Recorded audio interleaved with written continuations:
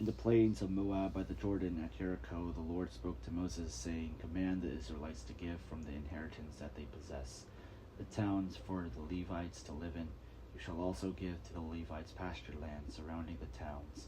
The towns shall be theirs to live in, and their pasture land shall be for their cattle, for the livestock, and for their animals. The pasture lands of the towns which you shall give to the Levites shall reach from the wall of the town outward 1,000 cubits all around.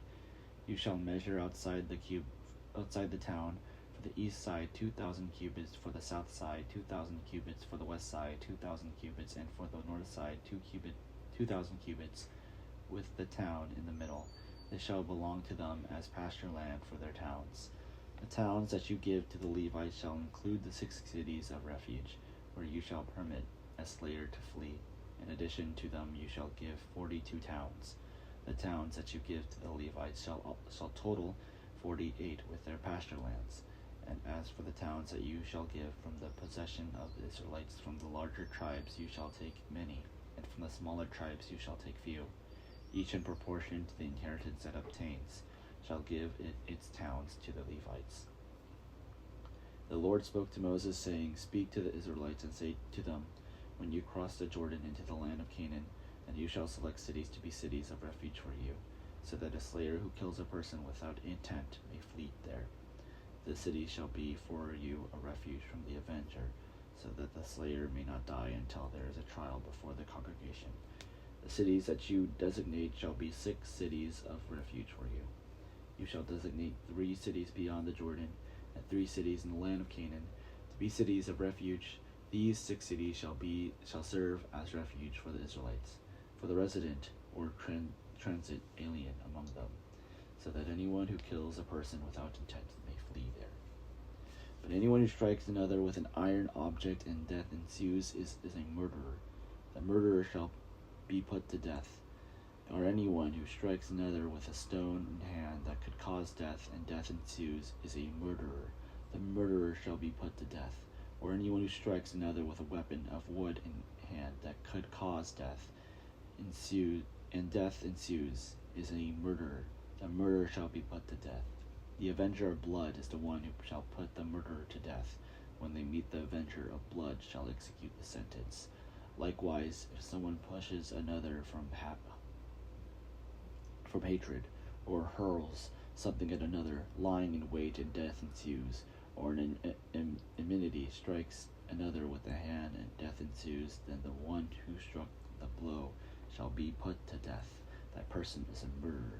The avenger of blood shall put the murderer to death when they meet.